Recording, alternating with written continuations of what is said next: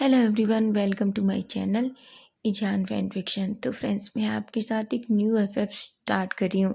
ये एक long FF नहीं है फ्रेंड्स, ये एक शॉर्ट एफएफ है। इसे मैं 4 या 5 पार्ट में कंप्लीट कर दूँगी। इसका नाम है son of the moon God और एक हिस्टोरिकल एफएफ है और वांगशियन एफएफ भी। तो देखते हैं स्टोरी कैसी है। मैंने कल नाइट ही इसे लिखा है। अगर आपको ये पसंद आए तो प्लीज़ कमेंट करके मुझे ज़रूर ज़रूर बताना कि आपको ये कैसी लगी है। मुझे तो बस दिमाग में आइडिया आया और मैंने इस स्टोरी को लिखा। तो चलिए स्टोरी स्टार्ट करते हैं। तो स्टोरी के स्टार्टिंग में ही हम एक लड़की को देखते हैं जो बादलों के बीच में अपने पिता के सामने एक बहुत सुंदर से राजमहल के बीच में खड़ा है। वो गुस्से से अपने दोनों हाथ अपनी चेस्ट से लगाए हुए है।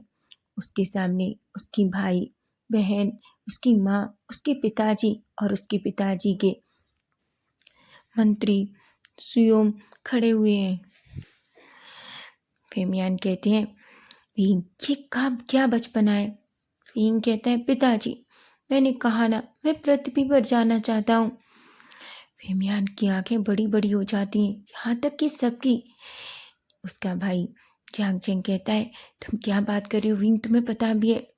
विंग कहता है, गगा क्या आपने कभी देखा है पृथ्वी कितनी खूबसूरत है, मैं बस वहाँ जाना चाहता हूँ। तभी फेमियान कहते हैं, तुम नहीं जा सकते हो विंग, तुम अच्छे से जानते हो तुम पृथ्वी पर नहीं जा सकते, तुम एक ओमेगा हो।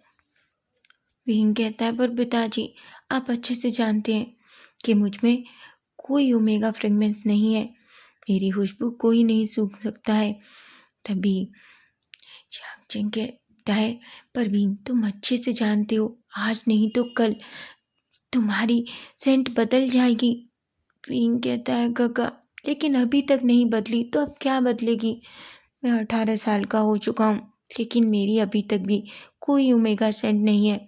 कोई मुझे नहीं पहचानता कि मैं ओमेगा हूँ। बस आप, माँ, सीजे और बस मंत्री सियोल जानते हैं कि मैं एक ओमेगा हूँ। मंत्री सियोम कहते हैं, पर भी राजकुमार विंग आप अच्छे से जानते हैं आपका इस तरह पृथ्वी पर जाना खतरे से खाली नहीं है। विंग कहता है, मुझे लगा था आप पिताजी को समझाएंगे, आप तो मुझसे प्यार करते हैं ना मंत्री सियोम। मंत्री सियोम कहते हैं, बिल्कुल मैं आपसे बहुत प्यार करता हूँ, मैं आपको अपने बच्चे जैसा मानता हूँ, लेकिन आप अच्छे से जानते हैं ये गलत चीज़ में मैं आपका साथ नहीं दूंगा। तभी मैडम यू कहती हैं, भींग एक बार कह दिया ना, हम तुम्हें पृथ्वी पर नहीं जाने देंगे। तुम अच्छे से जानते हो हम तुम्हें लेकर कोई रिस्क नहीं ले सकते और पृथ्वी के लोगों को तुम जितना अच्छा समझते हो उतने अच्छे हैं नहीं। भींग कहता है, क्यों माँ, क्यों अच्छे नहीं हैं, वो बहुत अच्छे हैं। चांग चैंग कहता है, बिल्कुल नहीं, वो लोग किसी पर रहम नहीं करते।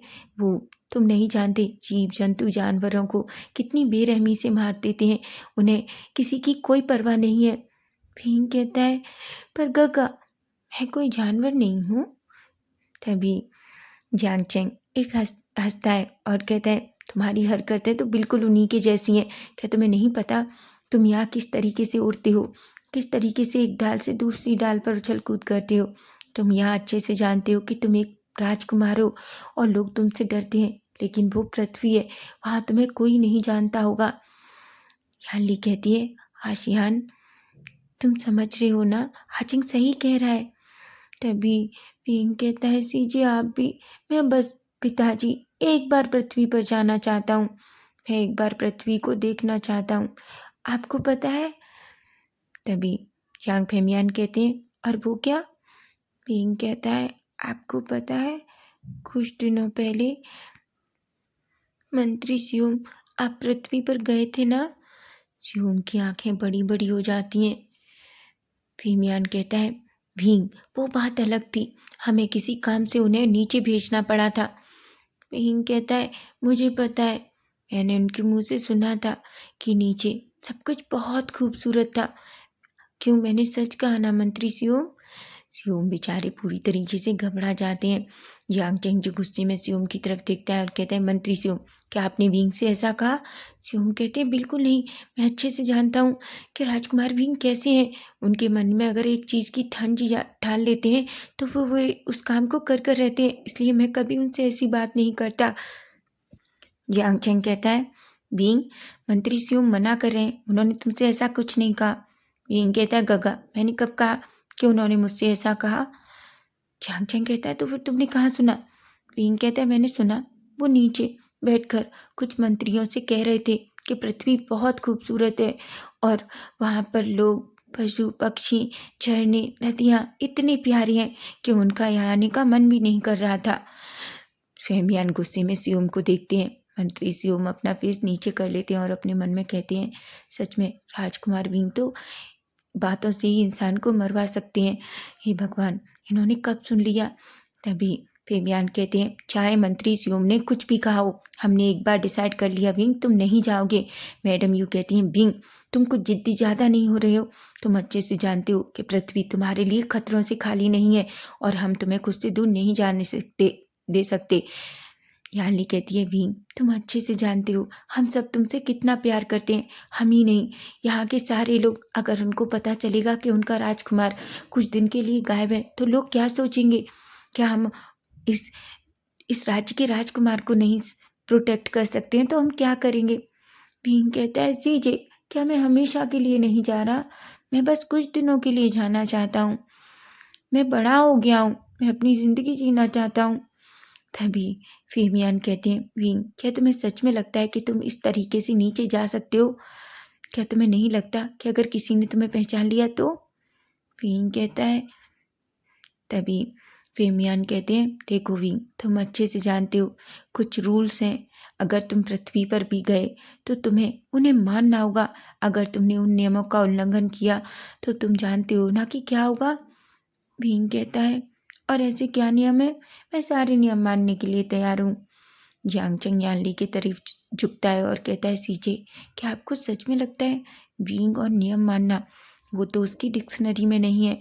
नियम मानने की तो बात छोड़ो, अगर वो छोटा सा नियम उसे सुना भी जाता है तो वो अपने कान बंद कर लेता है। क्या उसने आज तक कोई नियम माना है?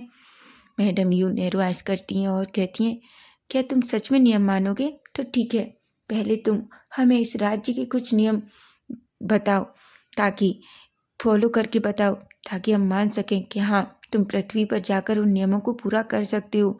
विंग जो नैरोआस करता है और कहते हैं, माँ, क्या आप मेरी काबिलियत पर शक कर रही हैं? मैडम यू कहती हैं, बिल्कुल। विंग अनंग सा फेस बनाता है और कहता है, मैं हमेशा से जानता हूँ माँ मुझसे प्यार नहीं करती, वो बस सीजे और गगा से प्यार करती हैं। मैडम यू कहती है, तुम्हें जो सोचना हो सोच लो, हम अच्छे से जानते हैं कि तुम ये सब किस लिए कर रहे हो। तुम्हारा ये इमोशनल ड्रामा मुझ पर नहीं चलेगा, समझे तुम? ऐसा कहकर गुस्से में वहाँ से चली जाती हैं। फेमियान कहते हैं, तुम जानते हो तुमने अपनी माँ को नाराज कर दिया है, जबकि तुम्हारी माँ तुमसे सबसे ज़्यादा प्यार करती है। विंग कहता है, पर पिताजी। फेमियान कहते हैं, विंग, कह दिया तुम नहीं जाओगे तो नहीं जाओगे, ऐसा कहते हैं। और फेमियान और जियांग चेंग भी वहाँ से चले जाते हैं। विंग मंत्री सियोम की तरफ देखता है। तभी मंत्री सियोम कहते हैं, राजकुमार विंग, मुझे कुछ जरूरी काम याद आ गया, मैं आपसे बाद में मिलता हूँ। ऐसा कहकर वो भी वहाँ से भाग जाते हैं। यानली जो विंग के सामने खड़ी थी, यानली कहती है, विंग, तुम अच्छे से जानते हो पृथ्वी तुम्हारे लिए नहीं है, तो तुम पृथ्वी पर नहीं जा सकते। वहाँ पिताजी इस बात के लिए कभी राजी नहीं होंगे। विंग कहता है, ये गलत बात है, मैंने उनसे कभी कुछ नहीं मांगा। यानली कहती है, सच में? विंग कहता है, हाँ ठीक है, मैंने मांगा है, लेकिन मैंने कभी इतना ज़्यादा नहीं मानता मांगा। यानली कहती है, सच में विंग? विंग कहता है, ठीक है सीजे, मुझे पता है मैंने बहुत कुछ मांगा है। तभी यानली कहती है, विंग, तुम अच्छे से जानते हो मॉम डैड तुमसे कितना प्यार करते हैं। मॉम डैड ही नहीं, बल्कि मैं और जियांग चेंग भी। लेकिन तुम जो मांगते हो हम तुम्हें देते हैं, लेकिन तुम्हें पिताजी ये कभी नहीं देंगे, वो तुम्हें पृथ्वी पर कभी नहीं जाने देंगे। विंग जो अपना मुंह फुलाता है और कहता है, पर मैं जाकर रहूँगा, ऐसा कहता है और गुस्से में वहाँ से चला जाता है। यार्ली बेचारी अपना सर पकड़ लेती है और कहती है, आखिर मैं इस लड़के का क्या करूं? मैं इसे कैसे समझाऊं कि पृथ्वी इसके लिए नहीं है? पृथ्वी के लोग जब इसे देखेंगे तो पागल हो जाएंगे। इसकी सुंदरता कितनी खतरनाक है, और ऊपर से ये कोमेगा है। माना अभी तक इसकी सेंट नहीं आई है, लेकिन जिसकी दिन इसकी सेंट बाहर आई सबको पता चल जाएगा कि वो एक ओमेगा है। ऐसा कहती हैं और एक गहरी सी सांस लेती है। वहीं हम विंग को देखते हैं। विंग अपने रूम पे अपने बेड के ऊपर बैठा हुआ था। वो बहुत गुस्से में था। वो अपने मन में कहता है, मुझे कुछ भी करना पड़े, मैं नीचे पृथ्वी पर जाकर रहूँगा। मैं खाना नहीं खाऊंगा, मैं कुछ भी नहीं करूँगा, मैं पानी भी नहीं पीऊँगा। नहीं विंग, तुम पानी तो पी लेना, अगर तुम पानी नहीं पियोगे तो मर जाओगे, ऐसा कहता है। और मैं मरना नहीं चाहता, मैं तो अभी जीना चाहता हूँ, मैं अपने अल्फा के साथ जीना चाहता हूँ, ऐसा कहता है। और फिर एक स्माइल करता है। तभी हम देखते हैं अचानक एक दासी जो कमरे में आती है और कहता है, राजकुमार बींग, महाराज आपका खाने पे इंतजार कर रहे हैं। बींग कहता है, कह दो उनको मुझे नहीं खाना। दासी कहती है, पर राजकुमार। बींग कहता है, मैंने कहा ना, क्या तुमने नहीं सुना? मैंने कहा मैं नहीं खाना चाहता, चली जाओ यहाँ से। दासी डर जाती है और दौड़कर भाग जाती है। वहीं दासी नीचे जाती है। बेमियान कहते हैं, बींग कहाँ है? दासी कहती है, राजकुमार खाना नहीं खाना चाहते। मैडम यू कहती है, सब लोग खाना खाओ। मैं जानती हूँ ये उसका नया नाटक है ताकि हम उसे पृथ्वी पर भेज दें, लेकिन बिल्कुल नहीं, हम उसे पृथ्वी पर नहीं भेज सकते, इसलिए सब लोग खाना खाओ। हम सब जानते हैं वो भूखा नहीं रह सकता, थोड़ी देर में खुद ही खाना खा लेगा। हालांकि सब लोगों का किसी का मन नहीं होता, क्योंकि वो विंग को भी भूखा नहीं रख सकते। विंग बहुत प्यारा, बहुत अडोरेबल है। विंग में सबकी जान बसती है, यहाँ तक कि सिर्फ राजा रानी या उसके भाई बहनों की नहीं, बल्कि उसके राज्य के हर इंसान की। हर इंसान उसे अपने बच्चे के जैसे प्यार करता है और अपने बच्चे के जैसे प्रोटेक्ट भी करता है, क्योंकि विंग बहुत सुंदर है। और होगा भी क्यों नहीं, क्योंकि वो चंद्र गॉड ऑफ मून का बेटा जो है, ऐसा है। तभी फेमियान जो एक गहरी सी सांस लेते हैं और कहते हैं, यू हमें क्या करना चाहिए? मैडम यू कहती हैं, बिल्कुल नहीं, मैं अपने बच्चे को पृथ्वी पर नहीं भेज सकती। आप जानते हैं सालों पहले क्या हुआ था?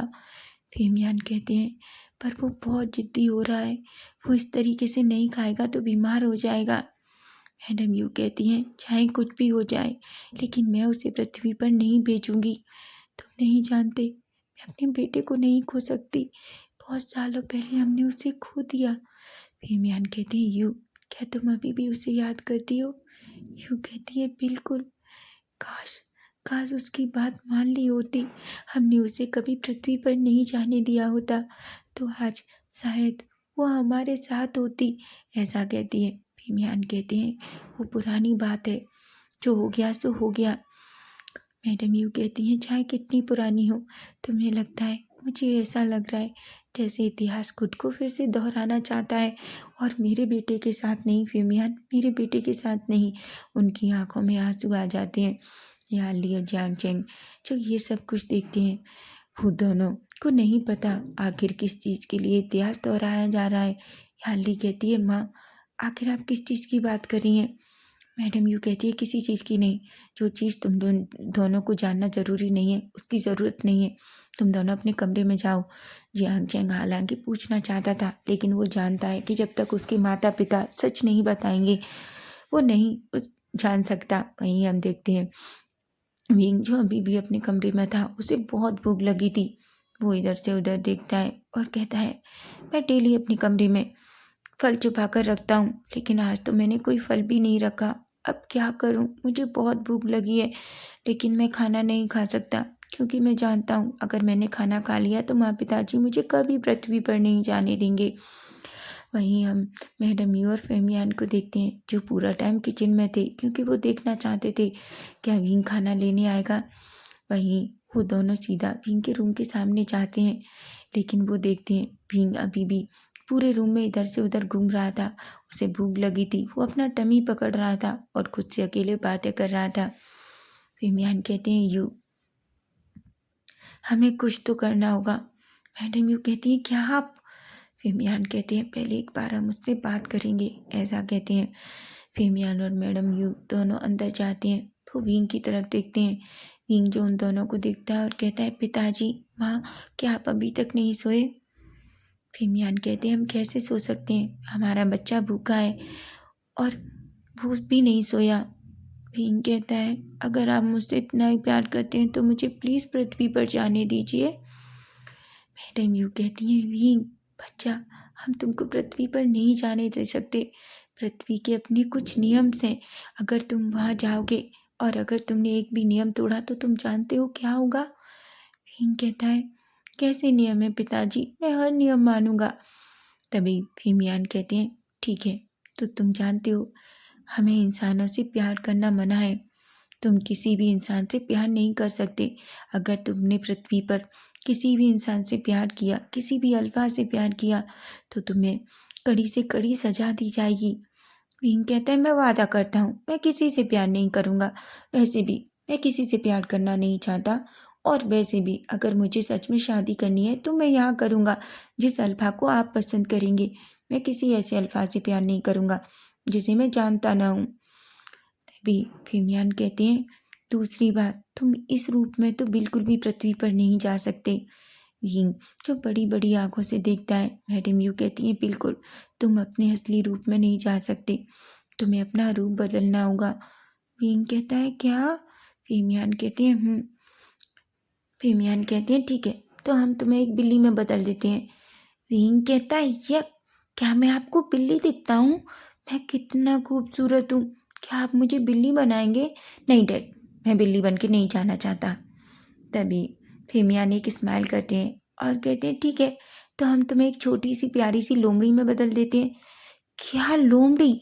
वो कितनी शातिर होती है, और मैं कितना क्यूट हूँ डैड। पिताजी, नहीं, मैं लोमड़ी बनना नहीं चाहता। मैडम यू कहती हैं, ठीक है, तो हम तुम्हें एक कुकर शेरनी में बदल देते हैं।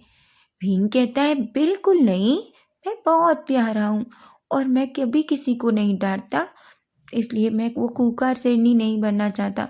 सोचिए, अगर मैं ऐसा बनूंगा तो कोई भी जानवर या कोई भी मेरे बिल्कुल करीब नहीं आएगा और मैं पृथ्वी पर अकेला रह जाऊंगा।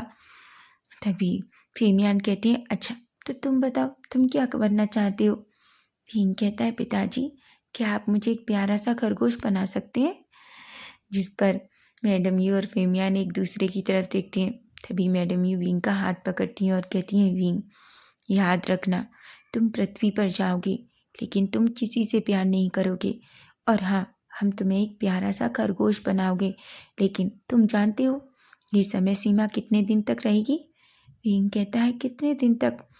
भीमयान कहते हैं, ये सिर्फ 1 महीने के लिए है। 1 महीने बाद तुम्हें वापस यहीं मून पर आना होगा। भीम कहता है, मैं वादा करता हूँ, मैं तो इतने दिन भी नहीं रुकने वाला था, लेकिन फिर भी अगर आपने मुझे इतना टाइम दिया है तो मैं वादा करता हूँ, मैं जितना समय आपने मुझे दिया है मैं उतने समय में ही वापस आ जाऊँगा।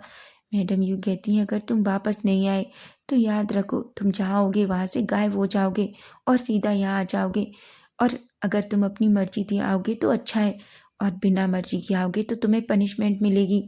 भीम कहता है, अब हमेशा सजा की बात क्यों करती है माँ? मैंने वादा किया ना, मैं अपनी मर्जी से वापस आ जाऊंगा। तभी भीमयान कहते हैं, और एक और बात, भीम, तुम पूरा दिन तो खरगोश रूप में रह सकते हो, लेकिन रात होते ही तुम अपने असली रूप में आ जाओगे, इंसानी रूप में। भीम कहता है, ठीक है, मैं कोई ऐसी जगह ढूंढ लूंगा जहाँ नाइट में मुझे कोई नहीं देख पाएगा। भीमयान कहते हैं, तुम कोई मामूली खरगोश नहीं हो, तुम अच्छे से जानते हो तुम्हारे पास बहुत सारी जादू की ताकतें हैं, तुम जो कुछ करना चाहते हो वो कर सकते हो, लेकिन अपनी ताकतों का इस्तेमाल बेमतलब मत करना। भीम कहता है, मैंने अभी तक भी नहीं किया, आप अच्छे से जानती हैं मैं अपनी शक्तियों का इस्तेमाल बेवजह नहीं करता। भीमयान कहते हैं, मैं जानता हूँ, मेरा अच्छा बच्चा है जो कभी भी अपनी शक्तियों का इस्तेमाल गलत चीज़ों के लिए नहीं करता।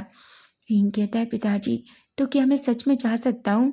भीमयान कहते हैं, बिल्कुल तुम जा सकते हो, लेकिन मैंने जो कहा है क्या तुम्हें याद है? भीम कहता है, बिल्कुल, मुझे वो सब कुछ याद है। भीमयान हालांकि बहुत परेशान थे, लेकिन वो विंग की खुशी के लिए कुछ भी कर सकते हैं, इसलिए उन्होंने विंग के लिए कुछ नियम बनाए हैं और कुछ चीज़ें जो उन्होंने उसके लिए निर्धारित की हैं। तभी विंग कहता है, माँ, मैं कब जा सकता हूँ? भीमयान कहते हैं, तुम कल सुबह तक जा सकते हो। तभी एक दासी अंदर आती है और वो एक प्लेट खाने की लाती है, उसमें बहुत तरीके का खाना था और सब विंग की पसंद का था। विंग जैसे ही उस प्लेट को देखता है और जल्दी से दासी से वो खाना छीन लेता है। दासी एक पल के लिए डर जाती है। मैडम यू कहती हैं, तुम जाओ, वो वहाँ से चली जाती है और विंग जल्दी जल्दी खाने लगता है। मैडम यू और फेमियान जैसे ही विंग को ऐसे देखते हैं, उनके फेस पर एक बड़ी सी स्माइल आ जाती है, क्योंकि वो दोनों जानते हैं कि विंग खाने का कितना शौकीन है। वहीं हम देखते हैं विंग जो सीधा जल्दी खाना ख़त्म करता है और कहता है, हाँ पिताजी, तो मैं कल सुबह चला जाऊँगा। मैडम यू कहती हैं, बिल्कुल तुम सुबह जा सकते हो, ठीक है, लेकिन इस तरीके से नहीं, हम तुम्हें खुद नीचे पृथ्वी पर छोड़ कर आएंगे। विंग कहता है, सच में? मैडम यू फेमियान कहते हैं, बिल्कुल सच में, ऐसा कहते हैं। वहीं मैडम यू फेमियान एक दूसरे की तरफ देखकर एक स्माइल करते हैं। वहीं हम देखते हैं विंग जो अपने रूम में बहुत खुश था, वो बेड पर उछलता है और कहता है, अब मैं पृथ्वी पर जाऊंगा और मैं बहुत सारा आनंद करूंगा, क्योंकि मुझे पृथ्वी बहुत पसंद है। मैंने सुना है मंत्री शियोम से, पृथ्वी बहुत खूबसूरत है और मैं पृथ्वी पर जा रहा हूँ। उसके बाद लौटने के बाद मैं अपने दोस्तों को बताऊंगा कि मैंने पृथ्वी पर क्या क्या किया, ऐसा कहता है और बहुत खुश होता है। वहीं अब हम सीधा नेक्स्ट डे मॉर्निंग का सीन देखते हैं, जहाँ विंग पूरी तरीके से तैयार था। मैडम यू याली दोनों की आंखों में आंसू थे। विंग कहता है, माँ अगर आप ऐसे रोएंगी तो मैं नहीं जाऊँगा।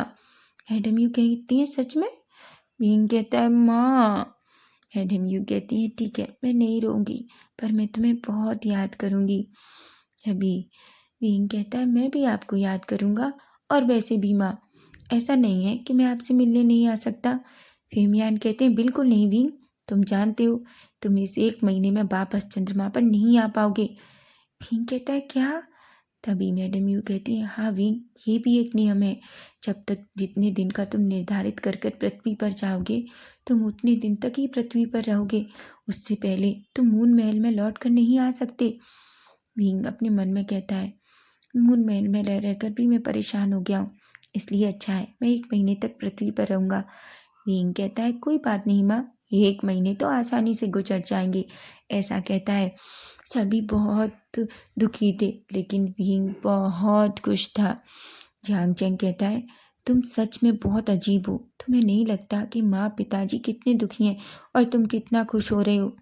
विंग कहता है, मुझे पता है गगा, आपको जलन हो रही है क्योंकि माँ पिताजी आपको पृथ्वी पर नहीं जाने देते।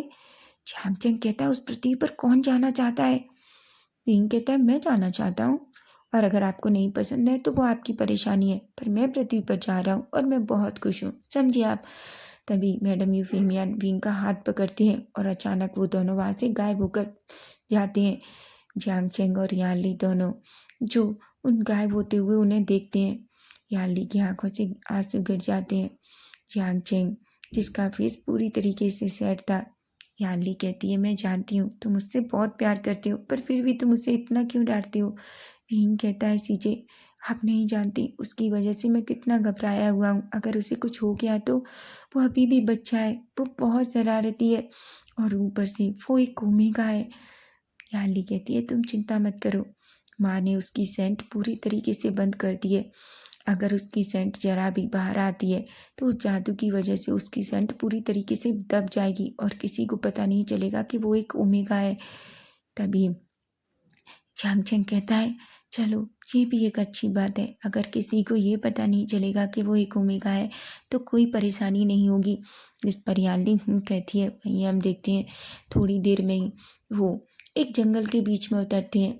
भींग जो बहुत खुश होता है, भींग जो आसपास देखता है, ठंडी ठंडी हवाएं, पूरा हरा भरा, झरने की आवाज़, चिड़ियों के चहकने की आवाज़, धीरे धीरे पंछियों के बोलने की आवाज़, सब कुछ आ रही थी। भींग इतना खुश हो जाता है।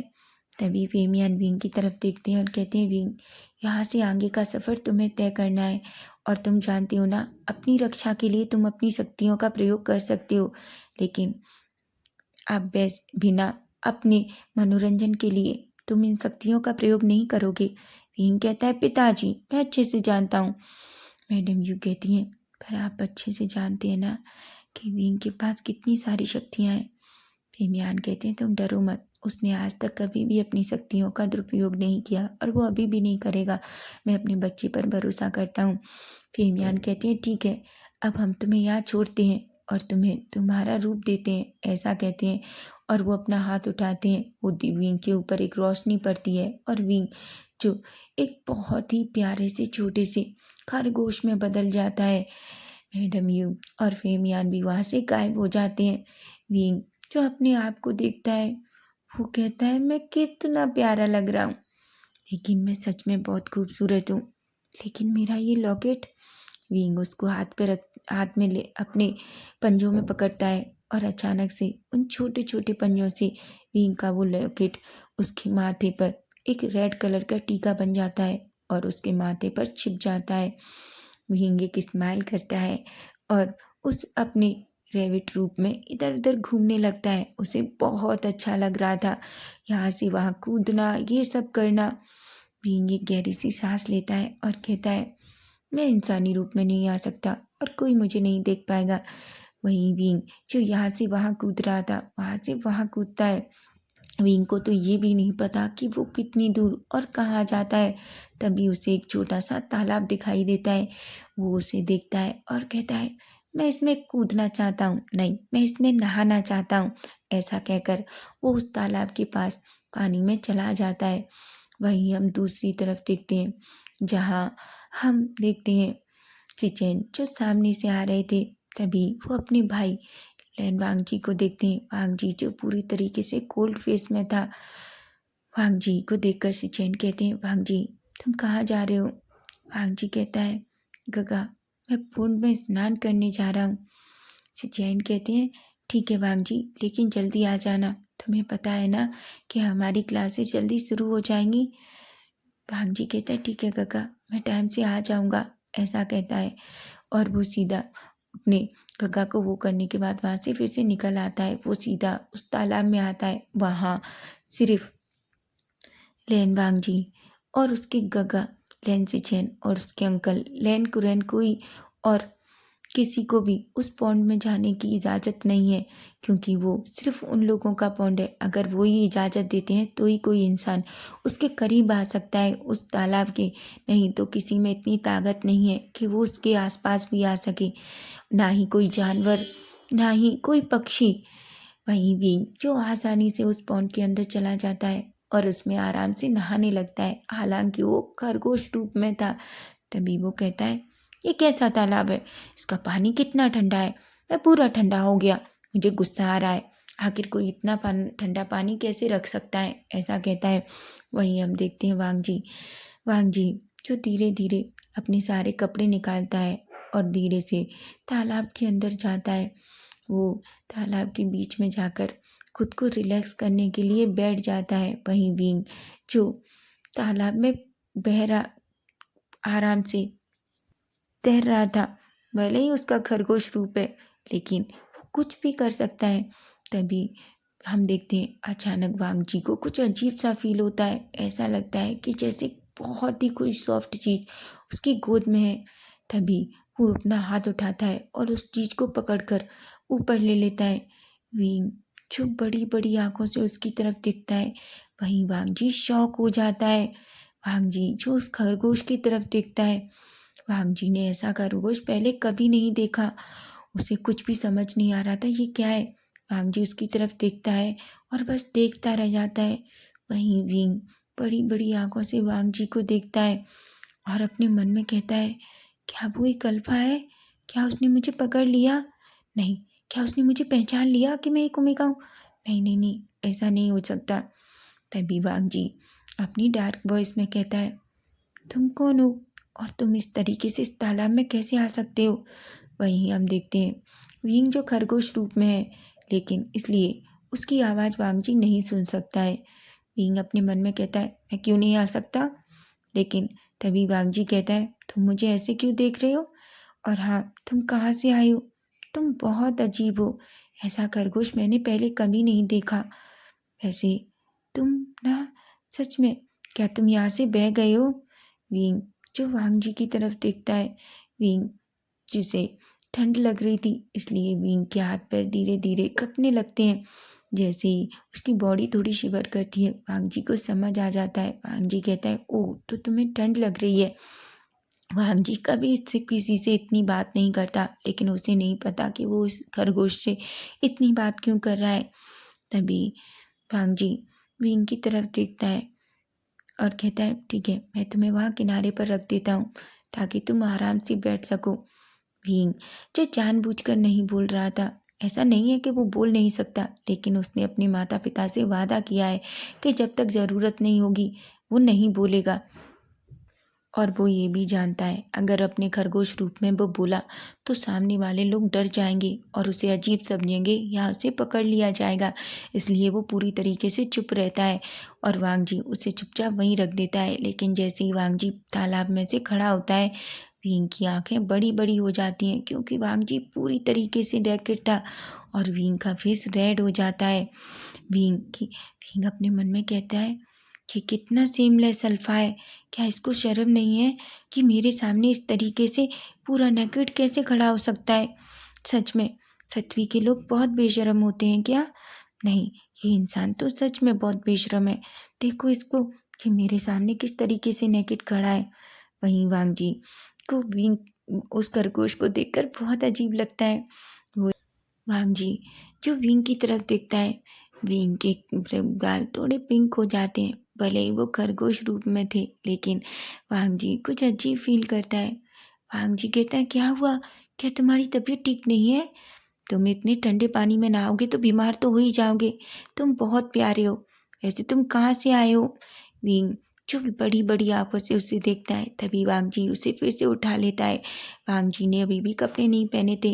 वांग जी उसे अपनी चेस्ट से लगाता है और कहता है, तुम चिंता मत करो, तुम यहाँ मेरे साथ रह सकते हो जब तक हम तुम्हारे परिवार को न ढूंढ लें, ठीक है? ऐसा कहता है और विंग को अपनी चेस्ट से लगा लेता है।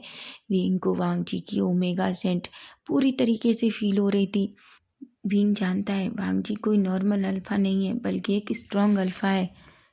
लेकिन विंग इस बात से खुश है कि फाइनली वांग जी को उसकी कोई सेंट महसूस नहीं होगी, क्योंकि उसकी माँ ने पहले तो उसकी बॉडी की कोई अभी तक सेंट है ही नहीं। अगर अचानक उसकी सेंट आ भी जाती है तो भी उसकी माँ ने उसकी सेंट को पूरी तरीके से जादू से बंद कर दिया है, इसलिए किसी को भी कभी पता नहीं चलेगा कि वो एक ओमेगा है। वांग जी कहता है, तुम यहीं रखो, मुझे कपड़े पहनने दो। भीम कहता है, और इतना टाइम से तुम मुझे अपनी चेस्ट से हर जगह लगा रहे हो, क्या तुम्हें नहीं पता कि तुम एक ओमेगा के साथ ऐसा कैसे कर सकते हो? मैं एक ओमेगा हूँ और ये इंसान मुझे हर जगह टच कर रहा है। वांग जी जो जल्दी से अपने कपड़े पहनता है और फिर से भीम को अपनी गोद में ले लेता है और कहता है, जब तक हम तुम्हारे परिवार को नहीं ढूंढ लेते तब तक तुम मेरे साथ मेरी जिंसी में रहोगे। वीन जो उसकी तरफ देखता है और अपने मन में कहता है, मुझे छोड़ दो, मैं किसी के साथ रहने नहीं आया हूँ, मैं तो बस यहाँ पूरी पृथ्वी देखने आया हूँ और ये इंसान मुझे अपने साथ ले जा रहा है। नहीं, मैं इसके साथ नहीं जाना चाहता। भले ही ये कितना सुंदर है, लेकिन फिर भी मैं यहाँ घूमने आया हूँ। अगर ये मुझे अपने साथ ले गया, क्या होगा अगर ये मुझे खाना चाहता हो? नहीं, क्या ये मुझे मारकर खाना चाहता है? बिल्कुल नहीं, मैं नहीं मरना चाहता। नहीं नहीं नहीं, कि नहीं, क्या हो अगर ये मुझे अपने घर में ले जाकर बंद कर दे पिंजरे में? नहीं नहीं नहीं विंग। तभी विंग कहता है, मैं क्यों इतना डर रहा हूँ? मैं एक जादुई इंसान हूँ, मैं कुछ भी कर सकता हूँ। अगर इसने कुछ भी मेरे साथ ऐसा किया तो मैं इसको पनिशमेंट दूंगा। मैं भी कोई नॉर्मल ओमेगा नहीं हूँ, ऐसा कहता है और अपने चेहरे पर एक बड़ी सी स्माइल लाता है। वहीं वांग जी को पता नहीं क्यों उसने कभी किसी को लिए ऐसा अजीब फील किया ही नहीं है, लेकिन उस खरगोश के लिए उसे कुछ अजीब ही लग रहा था। वो उसके साथ इतना खुश फील कर रहा है कि वो ही जानता है कि वो कितना अजीब और इतना अच्छा फील कर रहा है। वो खरगोश की तरफ देखता है और कहता है, वैसे तुम बहुत प्यारे हो, तुम्हें पता है मैंने कभी भी इतना सुंदर और इतना प्यारा खरगोश नहीं देखा होगा। भीम कहता है, कहाँ से देखते? मैं कोई पृथ्वी से आया हूँ क्या? मैं तो चांद से आया हुआ खरगोश हूँ। और क्या होगा जब तुम मेरा असली रूप देखोगे कि मैं कितना सुंदर हूँ? तुम तो बेहोशी हो जाओगे जब तुम मेरे खरगोश रूप को देखकर इतना मंत्रमुग्ध हो गए हो। ऐसा सोचकर अपने आप पर ही हंसता है, क्योंकि उसे सच में इस बात का कभी कभी बहुत घमंड हो जाता है कि वो कितना सुंदर है। वहीं वांग जी जो विंग को अपने रूप में छिपा लेता है। विंग कहता है क्या इंसान मुझे मारना चाहता है, ये मुझे इस तरीके से अपने अंदर क्यों छुपा रहा है। वहीं वांग जी विंग की ओमेगा सेंट सूंघ सकता था। उसे पता नहीं क्यों वो सेंट बहुत पसंद आ रही थी। विंग एक गहरी सी सांस लेता है और कहता है ये इंसान भले ही अजीब हो लेकिन इसकी सेंट बहुत सुंदर है, ऐसा कहता है। वहीं हम देखते हैं विंग जो वांग जी की तरफ देखता है। तभी वांग जी कहता है मैं जानता हूँ लिटिल रैबिट, तुम सोच रहे हो कि मैं तुम्हें ऐसे क्यों छुपा रहा हूँ, पर तुम नहीं जानते यह हमारे अंकल का नियम है यहाँ कि कोई भी यहाँ जानवर नहीं रख सकता। और तुम इतने सुंदर हो कि मैं तुम्हें बाहर नहीं छोड़ सकता। यहाँ बहुत ठंड पड़ती है, अगर ज़्यादा ठंड हुई तो तुम मर जाओगे और मैं नहीं चाहता कि तुम मरो। विंग जो वांग जी की तरफ ही देख रहा था। वांग जी कहता है इस तरीके से मुझे देखना बंद करो, समझे। अब मैं तुम्हें अपनी जिंदगी में अंदर छोड़ दूंगा। उसके बाद तुम्हें पता है मुझे अपनी कक्षा लेने जाना है, क्लास के बाद मैं तुम्हें बाद में मिलूंगा, ठीक है। ऐसा कहकर वो वांग जी को वांग जी विंग को जल्दी से जिंदगी के अंदर ले जाता है और उसे बेड पर बिठाता है। वो कहता है अब तुम ठीक हो। विंग अपने मन में कहता है ये मुझसे इस तरीके से बात क्यों कर रहा है और मैं यहाँ नहीं रहना चाहता, मैं जाना चाहता हूँ। वांग जी कहता है देखो अगर तुम यहाँ से कहीं भी गए तो याद रखो ये जगह सुरक्षित नहीं है, लोग तुम्हें मार कर खा जाएंगे, समझे। और तुम इतने प्यारे हो कि लोगों की नज़रों में तो तुम बहुत ज़्यादा स्वादिष्ट भी रहोगे। विंग जो घबरा जाता है और अपने मन में कहता है नहीं मैं मरना नहीं चाहता, मैं यहीं रहूँगा।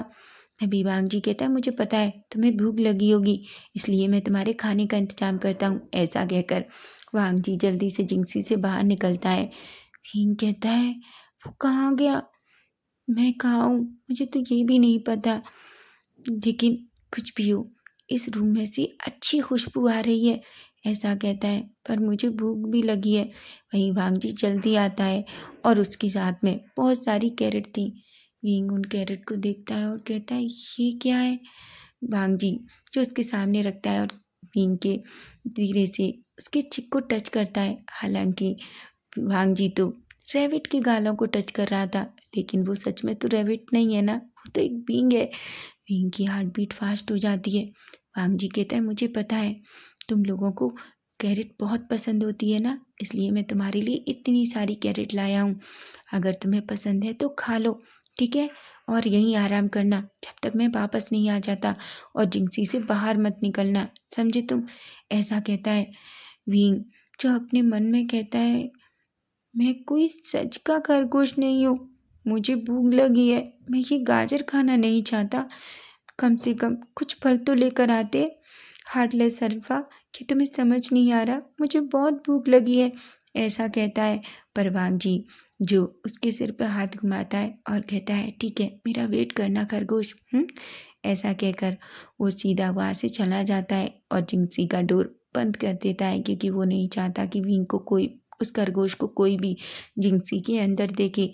और वहीं विंग जो पूरी तरीके से घबरा जाता है, लेकिन वो फिर भी गुस्से में देखता है और कहता है मैं तुम्हें मार डालूंगा, ये गाजर कौन खाता है, मैं बिल्कुल नहीं खाना चाहता, मुझे ये बिल्कुल पसंद नहीं है, मैं खाना खाना चाहता हूँ।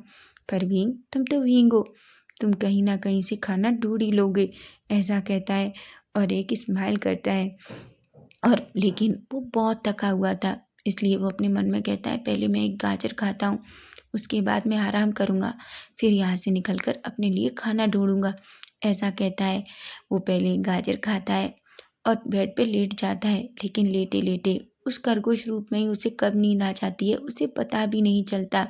तो फ्रेंड्स नेक्स्ट पार्ट इसका हम कल देखेंगे। इसके 4 या 5 पार्ट्स ही हैं फ्रेंड्स। और आपको ये फर्स्ट पार्ट कैसा लगा है प्लीज़ कमेंट करके बताना, तो ही मैं इसका सेकंड पार्ट शेयर करूँगी। अगर आपको ये फैन फिक्शन अच्छा नहीं लगेगा तो मैं इसे यहीं स्टॉप कर दूँगी। Bye bye, take care.